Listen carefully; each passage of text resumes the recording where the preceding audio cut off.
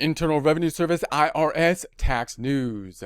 Businesses have February 1st deadline to provide Forms 1099 Miscellaneous and 1099 NEC non-employee compensation to recipients. IR 2021-14 January 14th, 2021, Washington.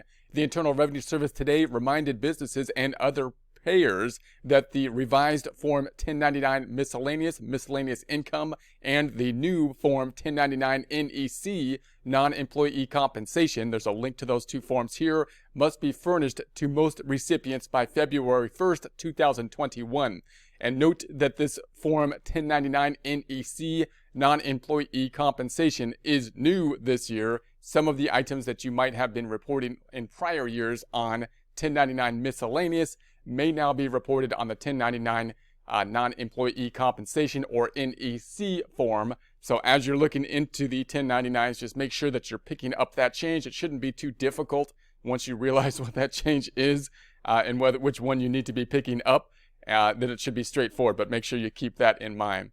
So redesigned Form 1099 Miscellaneous. The IRS revised Form 1099 Miscellaneous for the 2020 tax year to accommodate the creation of a new Form 1099 NEC, non-employee compensation. The redesigned 1099 Miscellaneous has different box numbers for reporting certain income. So the box numbers have now changed because there should be less of them, you would think, because some of the things that would have been on there before are now on the other 1099 form. So businesses must send Form 1099 Miscellaneous to recipients by February 1st, 2021 and file it with the IRS by March 31st if filing electronically.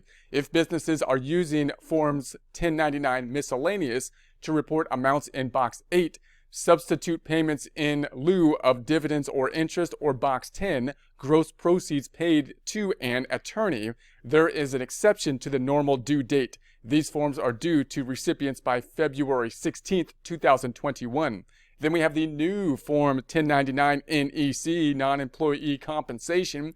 Form 1099 NEC is a new form for tax year 2020 for non-employee compensation of $600 or more to a payee. So many businesses are subject to this Form 1099 NEC. It will be most likely, if it sticks around, a staple type of form that you got to consider for any kind of small business or larger business, but even small businesses subject to the requirement to be reporting the 1099 NEC. So this form should be filed with the IRS on paper or electronically and sent to recipients by February 1st, 2021. There is no automatic 30-day extension to file Form 1099 NEC. However, an extension to file may be available under certain hardship conditions. Also, non-employee compensation may be subject to backup withholding if a payee has not provided a taxpayer identification number to the payer, or the IRS notifies the payer that the taxpayer identification number provided was incorrect. Deadlines help fraud detection. So the due dates for information returns, like Form 1099 Miscellaneous and 1099 NEC, help the IRS more easily detect refund fraud by verifying income that individuals report on their tax returns. So obviously these forms, like if you think of the 1099 NEC, you're basically telling the IRS that you paid somebody else. And the IRS is basically saying, hey, look, do you want the deduction on your return? Do you want to take that deduction? Because it could lower your income. If you do, then tell us who you paid, because we want to go after them to get the income on the income side of things. So obviously, the 1099 to the recipient is something that they need to make sure they're reporting basically in their income, most likely on like a Schedule C income, for example. And then the IRS can kind of double check that to make sure that at least their gross income lines up to the number of 1099s there that they should have lined up to, and so they're more likely to be able to pick up any problems if someone kind of reports less than the amount of 1099s that they would have been receiving on their tax return. So in any case, payers can help support that process and avoid penalties by filing the forms on time and without errors.